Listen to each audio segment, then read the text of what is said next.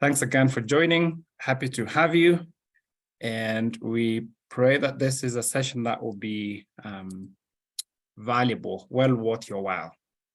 So as a way of introduction, see here.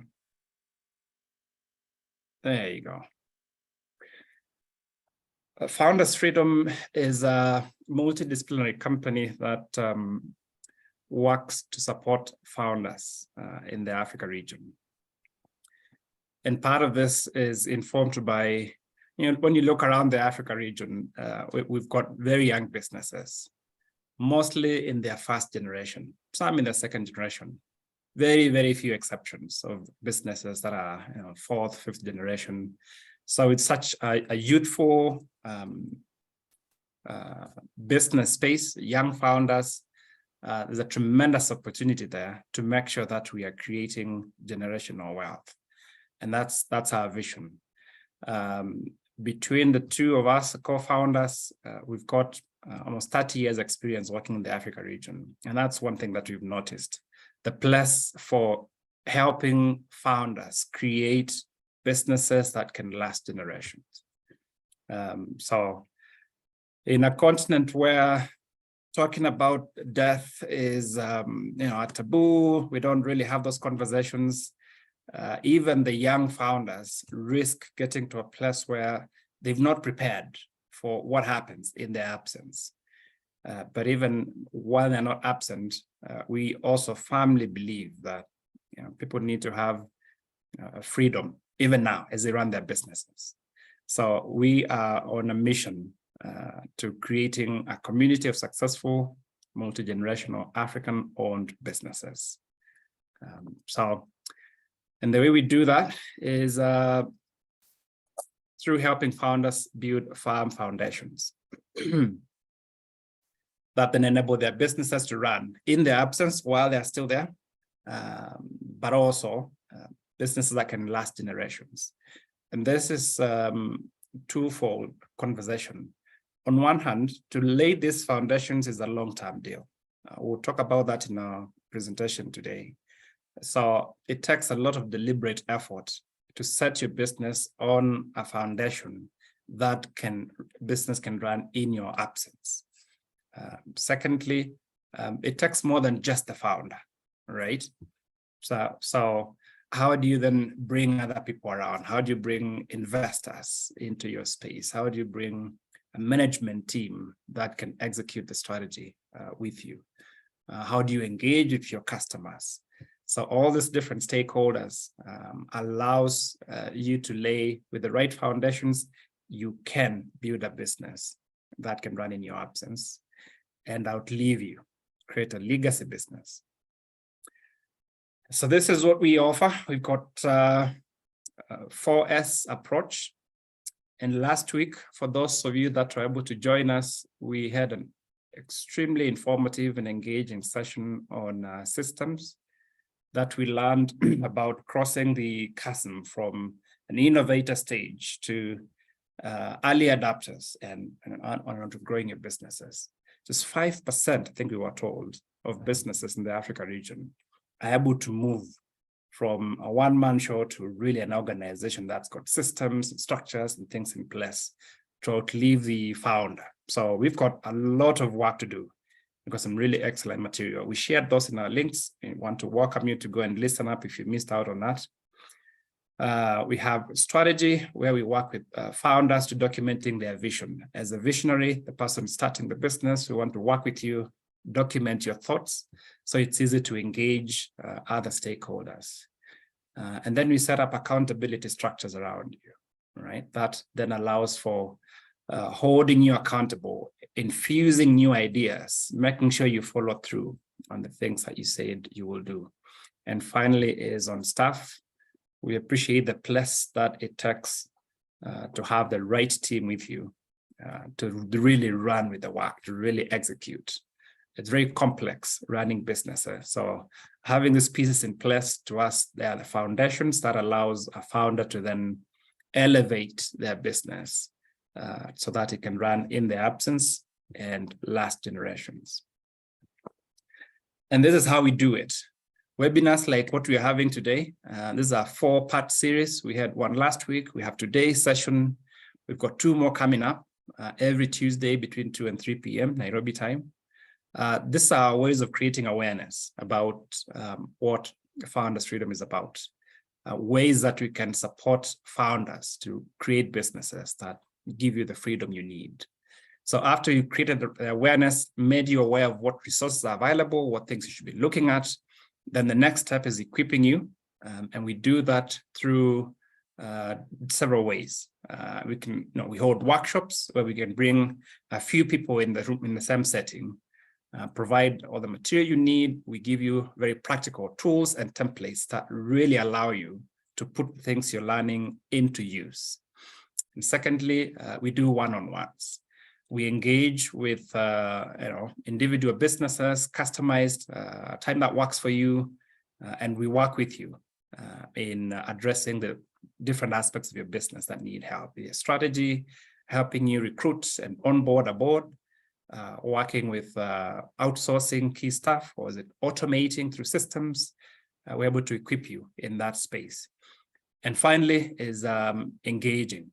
So one of the things that we have come to appreciate and we're really keen about is creating a space where founders can come together, creating a community. I mentioned that is our vision, that founders can engage with each other in learning and sharing promising practices and working together to build businesses that last. So with that said, our discussion today is on one of the 4S. We're focusing on strategy today. And why is strategy important? What is strategy? How do you get to engage the team? I've talked to different stakeholders. How do you engage all these different moving parts and make sure that you're all on the same page, working towards achieving an identified goal? This statistic is important to note. 71%. These are fast-growing companies, all right? That's a key characteristic. They not only have plans in place, but they are done in such a way that they provide sufficient detail to track and tie actual performance of the business, right? Please note also the second part of that statement, that majority of those firms, they also share performance information with employees, a really key stakeholder. Employees are key in helping you drive your business forward. So with that said, I think we are ready to introduce our speaker for the day. And as you do that, I'm going to make just one quick statement on our engagement with this session going forward. We will have time for Q&A.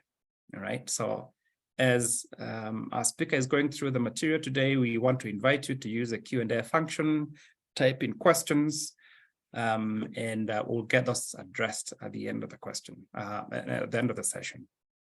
Okay, so it is my absolute pleasure to introduce Joram Mwinamo, known to most of you. He goes by the he's fondly known as the village expert. I've known Joram for a while. I think I met him before he started Sandbox. And that's a whole other exciting story. Hopefully we get some time to hear about Sandbox, a really unique model.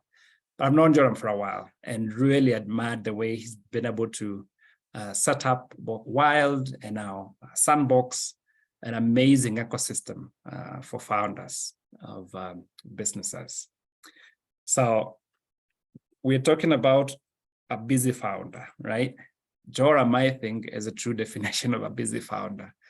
He's just jetted back in the country, not quite sure he's overcome jet lag, but here he is speaking to us this afternoon about communicating his vision, how he's gone about building his business by articulating his vision to the key stakeholders to where they are.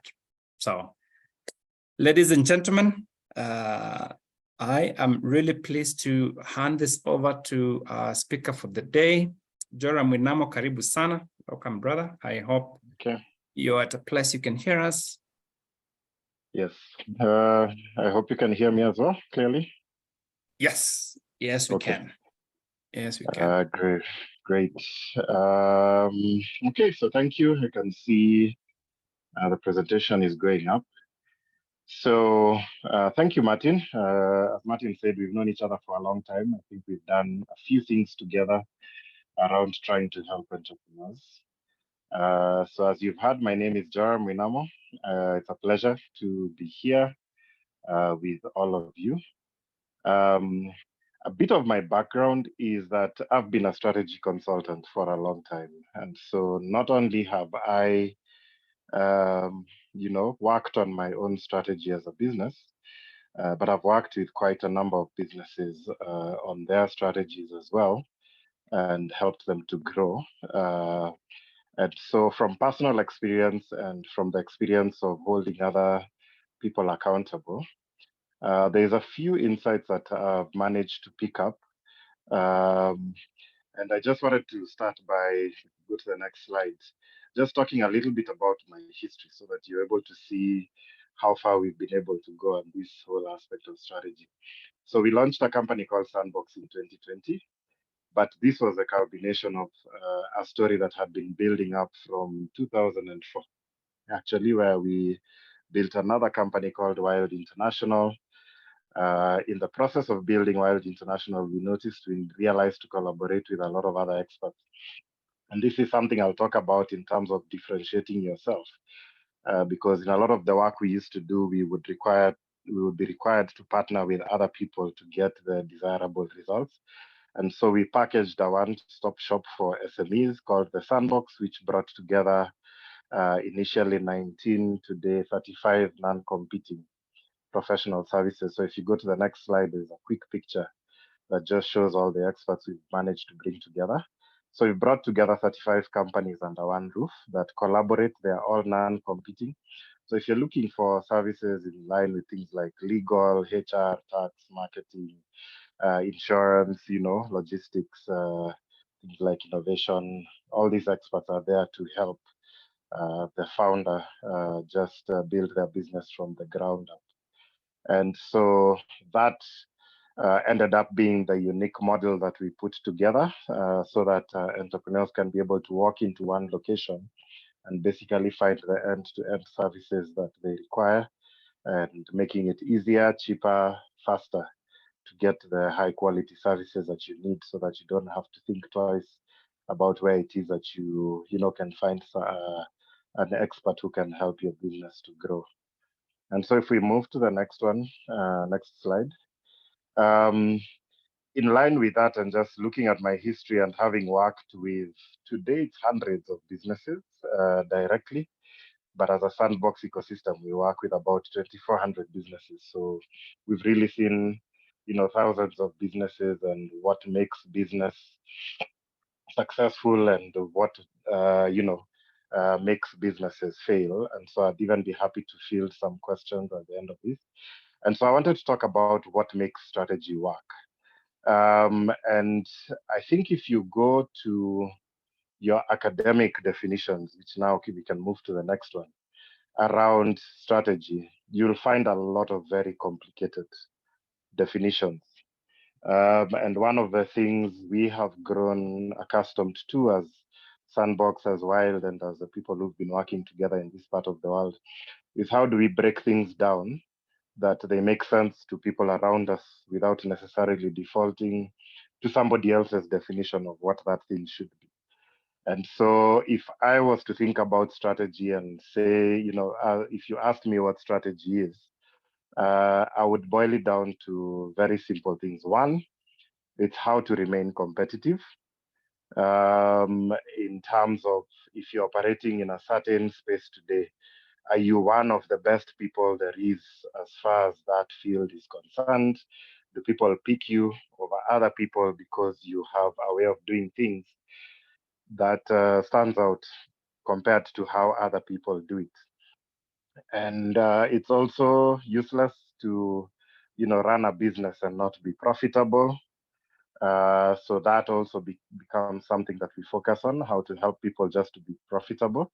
And overall success, which means your financials are good, your business is, succeeding in many things that you're trying to do, whether on the business side or on the social side, because nowadays you find a lot of us set up businesses because we want to have an impact just beyond making money. We want to have an impact to society.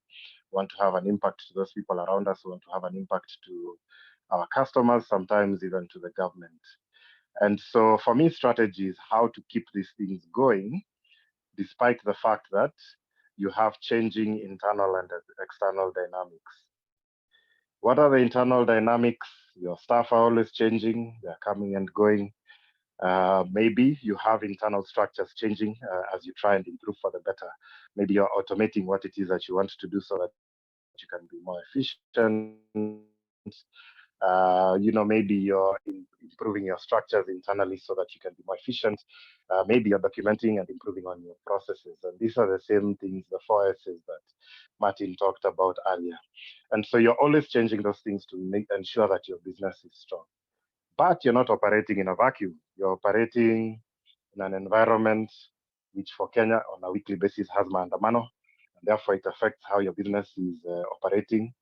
Every once in a while, the government comes out and makes some announcements concerning taxation, and you have to adjust to that. Sometimes you're in an industry which the government comes up with regulations that you need to adhere to, that now either it means you're spending more money to be compliant, or you have to change how you do things internally. Or sometimes it's an external competitor has come from outside the country and have been, implemented something that has disrupted your business, and so you have to respond. And so there is always changing internal and external dynamics. And strategy is basically how do you remain successful despite the fact that all these things are always changing around you? How do you, as a business person, ensure that you remain successful? And so there's, tons of things we could talk about, but I distilled, I think, 4 things that I think would be very crucial. So we could go to the next slide for the first one. So the first principle is for us to determine what it is that we are going to do as a business, okay? So as a business owner, there's definitely things that you can do. If you just go into the rest of the slide, it will bring out the principles that I want to talk about. Number one, is there something you're uniquely positioned to succeed at, okay, as a business? And a lot of business people do not think about this. A lot of us start our businesses on the basis of you stumbled upon something, or you're doing something because someone else was doing it, or you're doing it because you saw your employer was refusing to do it and you saw a gap, so you started to do that thing. But as you're running your business, you have to ask yourself, is there something I am uniquely positioned to succeed at? Is there something I am particularly good at that other people are not? Because if you run a business where you do not particularly have a unique edge or a competitive position, where either how you deliver your service is significantly better than how everyone else does it, or how you have structured how you delivered your service is unique and meets the needs of your customer in a way that other people struggle to replicate. Maybe your service is better, maybe your pricing is cheaper, and you still manage to be profitable. Maybe the model around how you deliver it, maybe you're using technology to do it in an industry where everyone else is still very analog. And so you've built certain unique things, or maybe you get into unique partnerships that allow your business to build a competitive edge where people can get additional services as compared to everyone else who you're competing with. And so as a business, are you clear on what it is that you are good at that is better than everyone else who is in the same position? Are you clear on what your strengths are as a business? Maybe you execute better or faster than everyone else. Maybe it's a quality of execution. You could be an event organizer and you do impeccable execution, and people come, they are completely wowed by what it is that you put in place. Or maybe you're able to source unique products from other parts of the world, which if you walk into every other shop, you're not able to find the same things. And so people keep coming back to you because of that unique sourcing.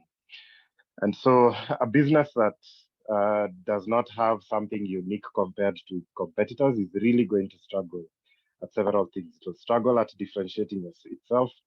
It will struggle at standing out. It will struggle at commanding a premium when it comes to pricing. And so you'll find that if you're in an industry where you're consistently talking about price, about the fact that other people are offering the same thing that you offer but cheaper, or there are so many other people you're competing against. Anytime there's a tender, you find there's thousands of people putting in bids alongside you. Then it's time to start thinking about the fact that you could be in a market that is commoditized, and there's only one way your business will go if you're in a commoditized space, which is down. You'll continue to compete when it comes to price. You will continue to compete when it comes to trying to differentiate yourself. And you'll always find yourself trying to jostle against other people to stand out and to have people come to you and say that, we are sticking with this business no matter what, because what is offered there is unique. And so if today you feel like you're in a business that does not offer a particular uniqueness compared to everyone else, you need to start thinking, what can I do as a business owner that enables us to do something unique, that makes us stand out, that makes us competitive, that makes us, more profitable in terms of our pricing, and where what you're good at will stand out. And so if we move to the next one, it is, what have you unearthed that is unique that other people are not doing, which is just basically reiterating what those other two things are. So this means, just be thinking, be looking at the data, be looking at the market around you, be looking at things you can plug into your business that will help you stand out. One of the things we did at Sandbox is that we realized professional services are there in plenty, and many of them have been there for hundreds of years. But how we have combined the services that we offer in terms of collaborating with other experts brings a unique, disruptive way of doing it into the market, because it means we are collaborating with other people and we are able to offer something else that other people are not offering. And it gives us a competitive edge where you find people are happier working with us, even if it's slightly more expensive, than going out there and trying to work with individual people. So that's just to give a quick example of how you could build partnerships and do something that is unique that other people are not doing. So if we move to the second principle, it's looking at the same thing, but from the opposite side, okay? And I find that this one is even harder to do than principle number one. It is very easy to determine what you're strong at. It is very easy to see what it is that stands out about your business. I think what is more difficult to do is to determine what you're going to say no to as a business.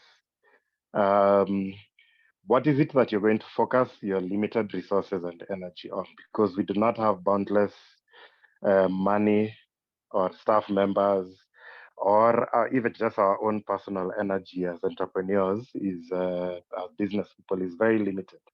And so what are we going to focus those limited resources and energy on so that we can have the most impactful results?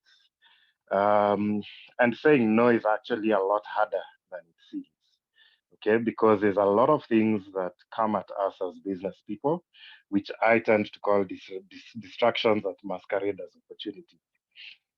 Your friend comes and tells you, look, there's this tender that is being offered by this particular organization.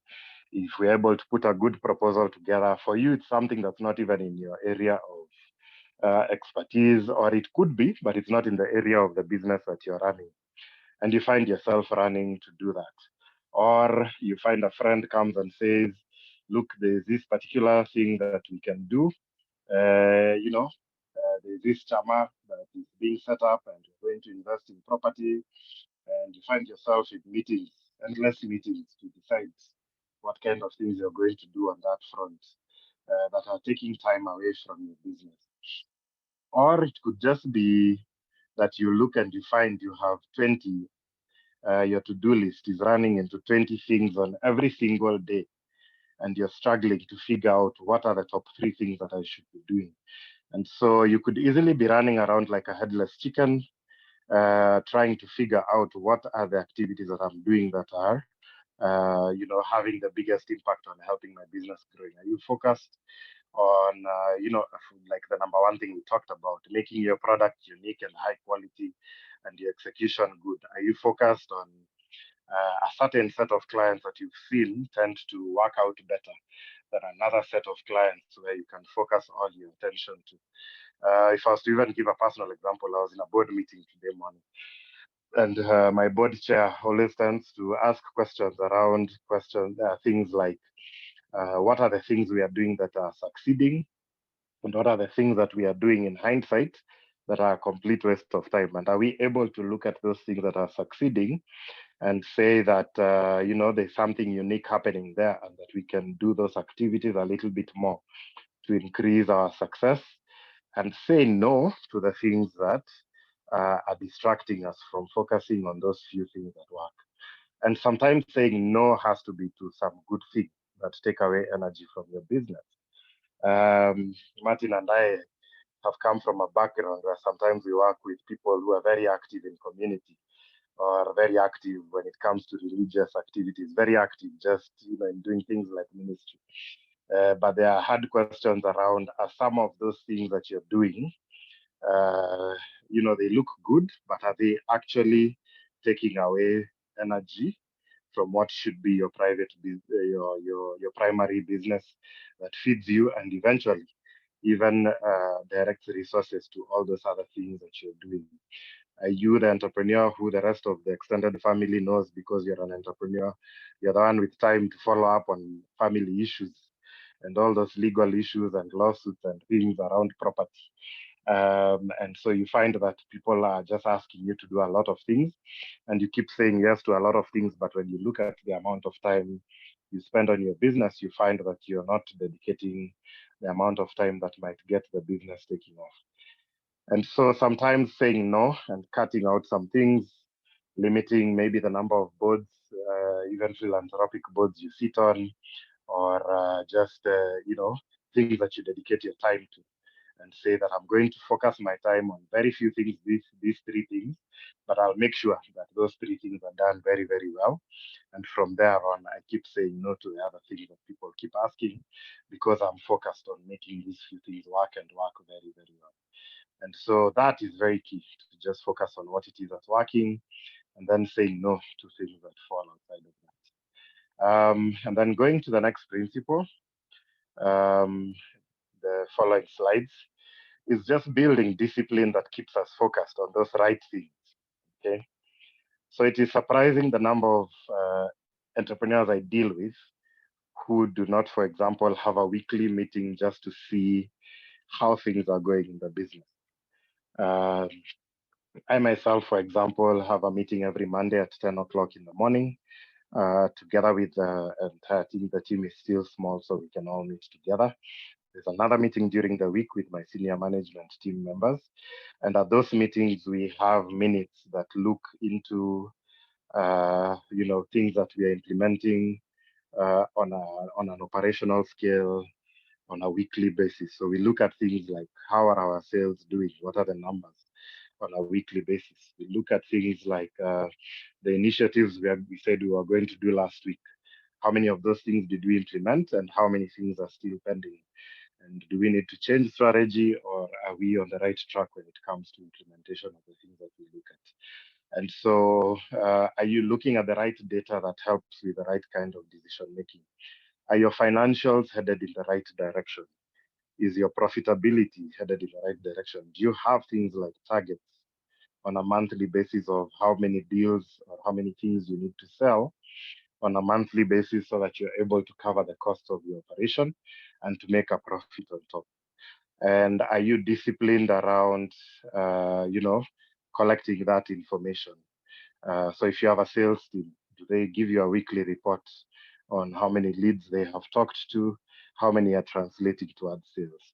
If you have a marketing team, are they giving you data on the marketing campaigns that they are doing, and how many of those are bringing people in or drawing in more customers to the business?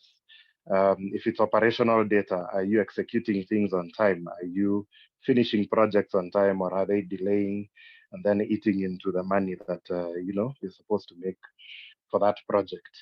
If you look at, if you're somewhere where you deal with physical products, if you look at your inventory, are you holding on so much inventory where your money is just parked in a warehouse somewhere and you're not selling enough? Are you looking at the products that are selling most so that you can order more of what is selling? Or are you looking more at what just, the sales without looking at which product is moving faster and whether you need to re-strategize around that? And then are you documenting these things as you go along so that you're able to look a week down the line or a month down the line or even a year down the line and say, last year at this time, we had said we were going to implement an initiative for cutting costs. Were we able to document that and were we able to follow through? Were we able to execute on that strategy and did it bring the desired results? Did we eventually reduce the cost? Or we said we were going to target a new market of maybe women over the age of 35. We were going to create a new product. Did we actually create it? Did we execute it? Did we push a campaign to see if the people above that age were going to buy from us? And eventually, did we find that it's a market that we want to focus on? Did our assumptions get proven right or were they proven wrong? And so such disciplines on a weekly, on a monthly, on an annual basis of just reviewing the strategies that you put in place and having checkpoints to check whether those strategies are working or not. Are we doing those things that give us the signals on a day-to-day that what it is that we're strategizing on is working, and we are able to review and say this strategy is working, this one is not, we need to rethink based on the things we've seen in the market, and we need to pivot the activities of our business in a different direction. And then the fourth principle that I want to talk about in the slide that follows is just execution. I mentioned that I was a strategy consultant, and I can guarantee you one of the biggest weaknesses we have as Kenyans. Let me start with the strength first. We are brilliant at thinking through strategy, at thinking through vision. We are brilliant at coming up with great ideas as to what it is that we are going to do in the future, into documenting even a strategic plan. We are brilliant at documenting plans for the future. Where we fall short, and which is where most of your results are going to come from, is following through with execution. And I've seen that many people, without somebody policing them, so to speak, are unable to police themselves. They're unable to follow through with ruthless and focused execution on what you agree the strategy is. You'll find a group sits today, they have a 2-hour meeting analyzing a certain aspect of how the business is going. Maybe it's an event you did and you come back and say, okay, in future, for the event to improve in terms of its profitability, we need to start planning earlier. We need to engage a better set of, suppliers. We need to price differently. But then once you've documented that, it becomes the last time you have that conversation. And you do the same thing the coming year without ever having looked at that information which you put together to say that you're going to improve the strategy going forward. And so I found that very many people are very good at thinking up ideas, but an equal number of people are very poor at following through with what it is that they said they're going to do, analyzing the impact of that execution, and then eventually changing tact accordingly based on what you encounter in the market. So this is to say that strategy is not a static thing. It is something that you're supposed to evaluate on a day-to-day basis. It is something that you're supposed to keep seeing. What is it that's coming out of your strategy that will enable your business to improve going forward? What data is coming out that's telling you whether the things that you're trying out are improving, whether you're doing better or whether you're generally doing worse when it comes to doing the things that you're supposed to do. And so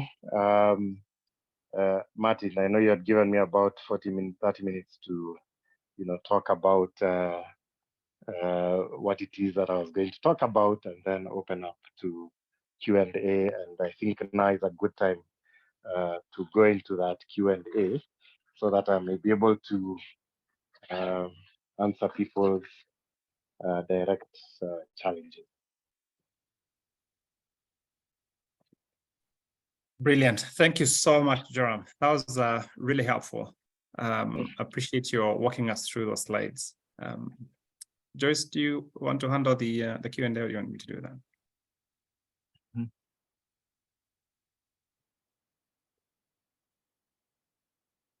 All right. So a couple of things that I picked up, Joram. Thank you, Joram, for your presentation. You might have. Feel free to put the question. Sorry, go ahead. You had frozen for a moment there, Joyce. Go ahead. Oh, okay. So I was just saying, feel free to use the chat to send your questions, or you can raise your hand and I'll give you permission to speak if you have any questions or comments.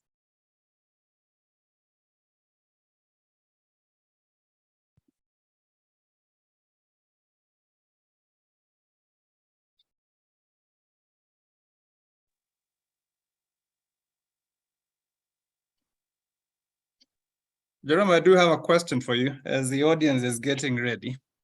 Okay. In fact, the silence is making me wonder, did I make sense or did I fly over everybody's heads? I tried to make it as simple as possible. So the best way to know if I made an impact would be if there are questions from the audience. But yes, you can also ask a question because you're a business person. Yeah, totally. No, you're forgetting. There's also the other way. You could have been so good at your presentation. That guys just. I hope so. Yes. So I do have a few questions. On the first principle of determining what to do, you get to a place where you say, all right, this is my top 3. The rest I will collaborate, which is one of the things that we are really keen on at Founders Freedom, working guys like you and different other people. But there's a general concern that in this space of collaborating, Joram would steal my ideas. You know, so and so will run away with my unique idea. So I'm best off, keeping things to myself. This is me. This is what I'm good at. I am not bringing anybody else into my space. What do you do as a founder to address such fears?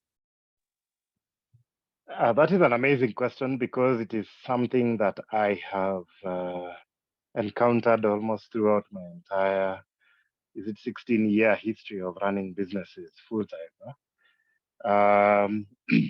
The one thing I'll say is that the fear of your ideas being stolen, from where I sit right now, and I'll qualify that as we go along. I think a lot of those fears are very unfounded, that our ideas can be stolen very easily. I've found that it's in the execution of ideas that determine whether a business is going to succeed, or a product or a service, or an idea is going to succeed or not. I have seen that 2 businesses can have the very same idea, but how the founders go about implementing it is what will determine who succeeds and who succeeds faster and who succeeds out of that particular idea. I think every so often you see newspaper headlines around, oh, Safaricom stole my idea, Equity stole my idea and went and made a lot of money from it. From my experience, I think certain ideas are overrated. However, I want to qualify that. There is a space within strategy and within business for building intellectual property that gives a uniqueness to your business and even protects your idea in terms of whether it's patenting, if it's a physical product or a scientific process, or copywriting, or branding, registering a trademark, if it's a very unique, catchy phrase or product name. There is still room to additionally protect your business using those processes. What you will need to have come up with is really a very unique process in the background. If you even look at some of your most world's leading companies, like Apple and the like, you tend never to have seen even a glimpse of the product before they launch it. And so they've found a way in which they keep everything they're doing a big secret until you launch. There's also a certain principle around the fact that secrecy builds anticipation. So I do not rule out the fact that certain secrets, trade secrets or unique ways of doing businesses should be maintained a secret in terms of how things work in the background. But usually in terms of strategies that will show up on the foreground, and this is where you can even see a lot of companies even publish the general ideas around their strategy without fearing that someone else could steal those ideas and run with it. So I'd say number one, it's all about how you execute. Number two, you could build some secret ways in which you execute in the background where people are not very, very clear around how exactly do you do it in the background. Of course, with time, your employees are going to quit and go and compete with you, and they may go with some of those secrets, or they may even go with that secret to a competitor. So again, there is legal ways you can try and protect that, but over time, it becomes very difficult to withhold those kinds of secrets. So in many cases, I guess it's just your speed of execution that is the best defense against other people stealing your idea. When we launched the sandbox at the beginning, I was a bit worried that people would try and replicate the model before we went long. It has currently been 3 years. Today, I've seen a few people try replicate the same thing. But to be very honest, it's very complicated in terms of how we structured it in the background. And I think unless somebody left us and went and tried to replicate the same thing, it might not be very easy for somebody else to replicate that same model. So I think with innovation, being a fast mover has an advantage. And yeah, when you identify that uniqueness, I would say move with speed to capture as much market share as possible, because it's only a matter of time before either an employee quits to do the same thing in a different way, or your trade secrets to somehow your competitors to figure it out. I think until today, Coca-Cola hide what their formula is. Again, I think there's just more value in them saying that there's a secret formula than in the actual formula. I think there's more things that taste a lot better, but the fact that they say that creates some kind of mystery.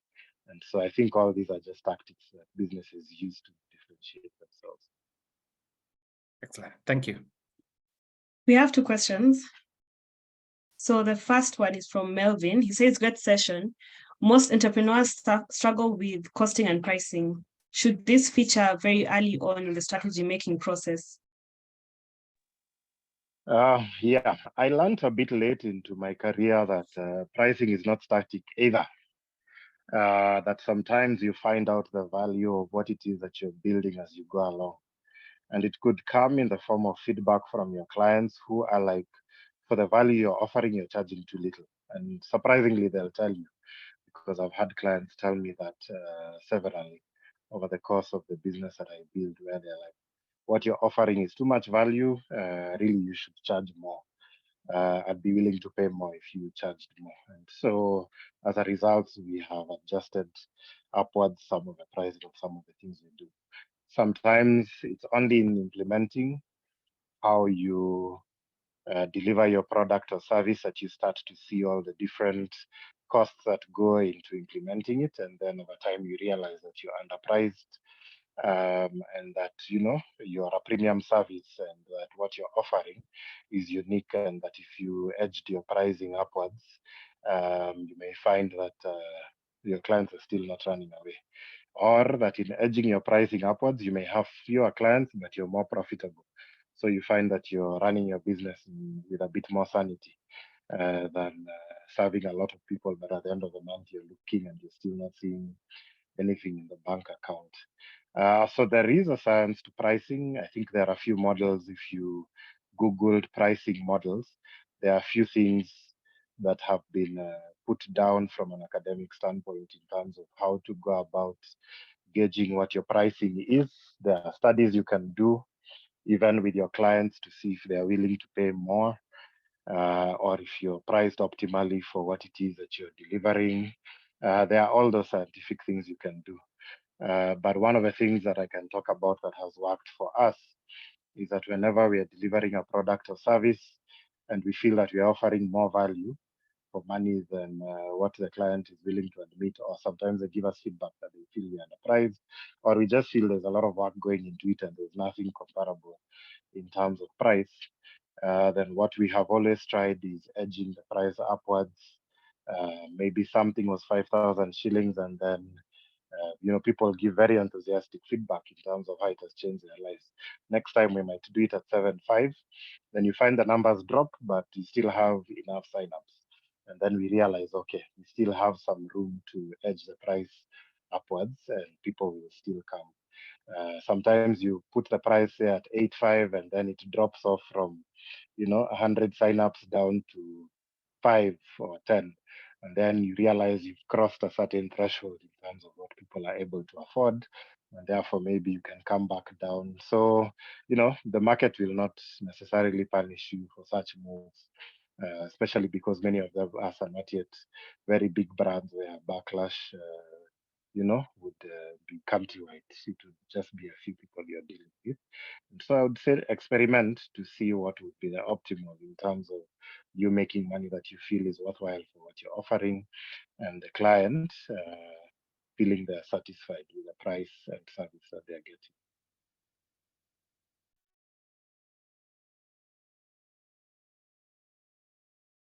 Another question. One of your points when defining strategy was remaining profitable. How does one work around a business with a more societal impact in the beginning than monetary to the founder and their employees?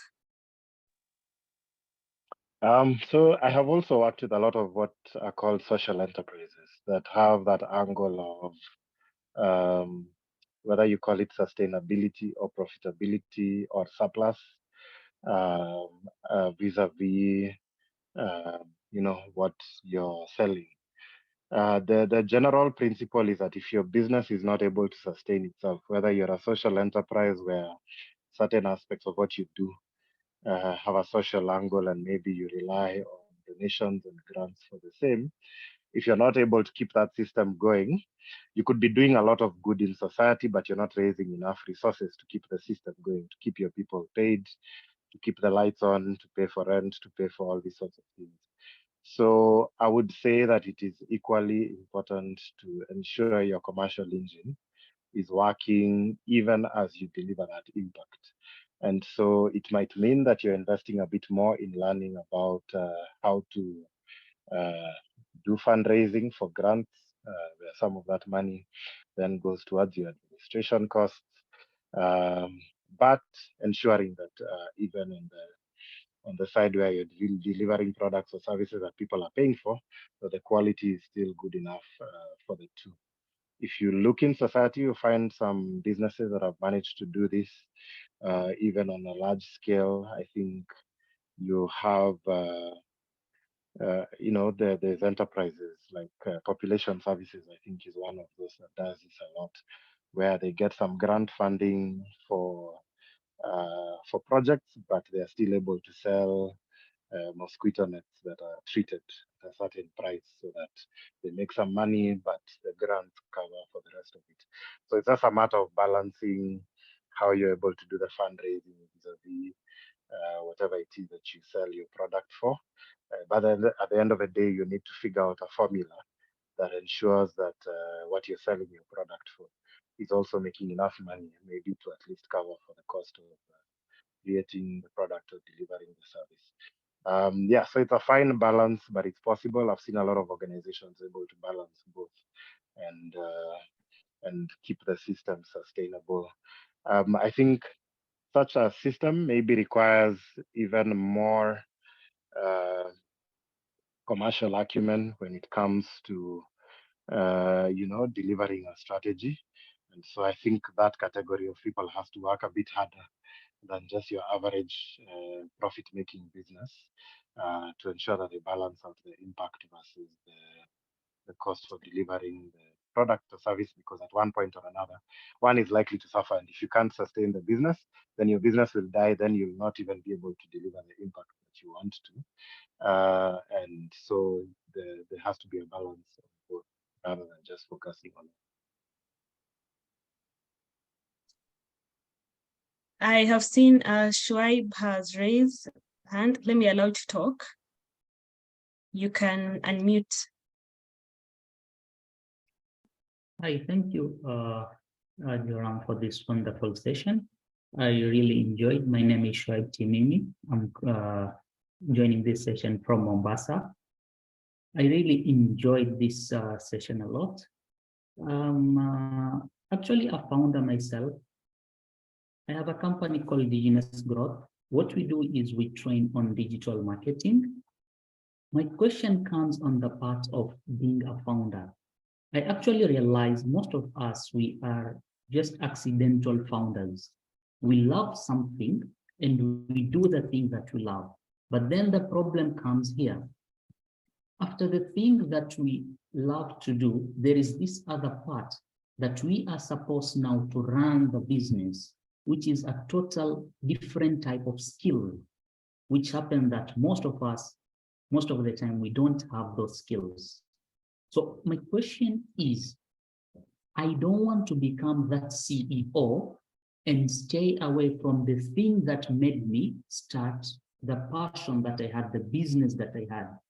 So how can I get somebody else who's going to play on the role of the CEO while I continue to do the things that I love in my business?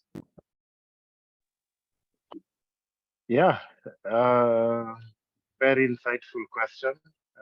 Something that I think every founder at one point or another has to contend with. And so what I've seen is different paths. You will start a business, you're an excellent technical expert at something. It could be digital marketing, it could be, crafts, it could be doing the actual product itself. And then you find yourself roped into all the business elements that basically drag you down. For myself, I'm very good at strategy, vision, and product development. But I'm terrible at details, especially financial management and and so and it's something that I stopped fighting. I stopped trying to become a better operations manager. So one of the things that I do is just partner. I always ensure in every every venture I'm involved in, I always make sure that if details and cover up on my weaknesses. So that's what I would say.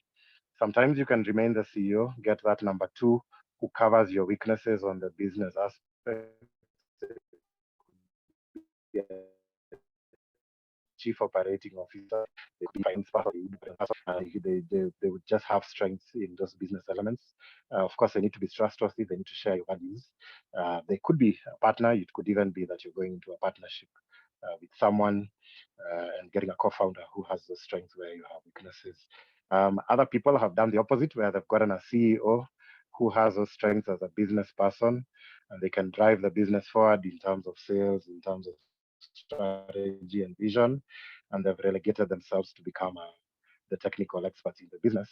But I would say that in that case, then you have to be very good at relegating full decision making to that CEO, and allowing them to make the decision that enables them to be the final decision maker. Otherwise, you will interfere a lot in what it is that they'll be trying to do. Of course, you'd still collaborate a lot on decision making, and even if you're still the majority owner. But if you put them as CEO, a principle of leadership says that the final decision maker should be that person at the top. So there's someone to blame when things go wrong and someone to praise when they go right. So you have to be very good at then relegating. Again, there's a lot of global examples where that happened. Bill Gates himself, after being CEO for a long time, stepped down and let Steve Ballmer take over and run the business while he was still there in charge of product development and the science behind coding before he eventually left. So there's a lot of examples of, both happening. I think as an entrepreneur, it's just looking at which one works best for you and then deciding which path to take.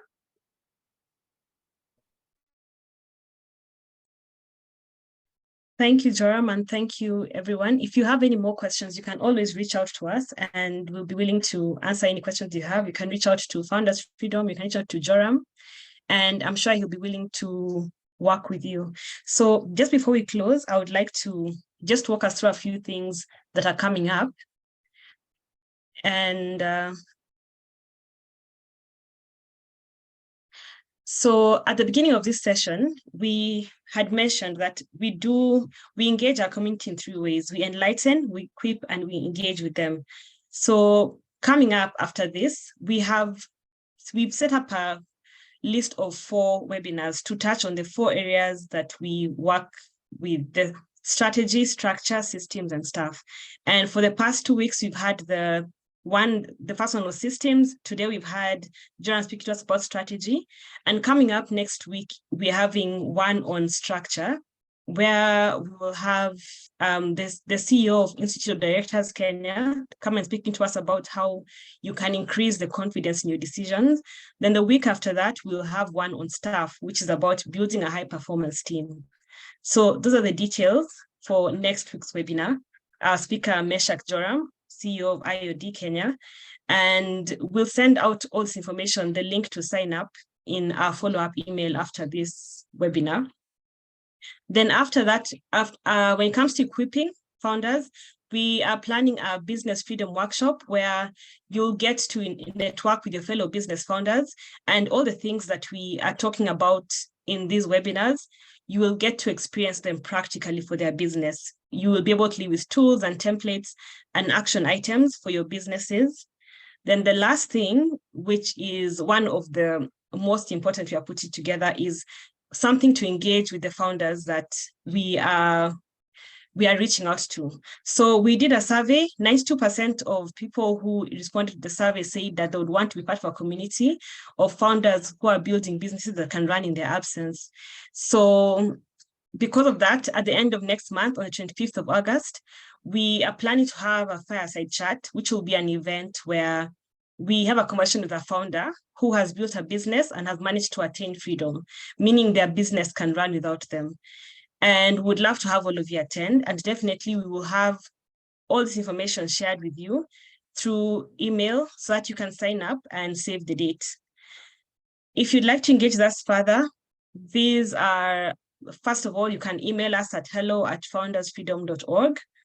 And the rest are social media handles. We are on LinkedIn, we're on Instagram, on Facebook. We even have a YouTube channel where we will upload this video, the recording of this webinar. We'll share the presentation. We'll also share the recording of this webinar. And we hope that you'll sign up for the webinar next week. So thank you so much for coming. And we hope to see more of you in our future activities. Thank you. And thank you, Joram.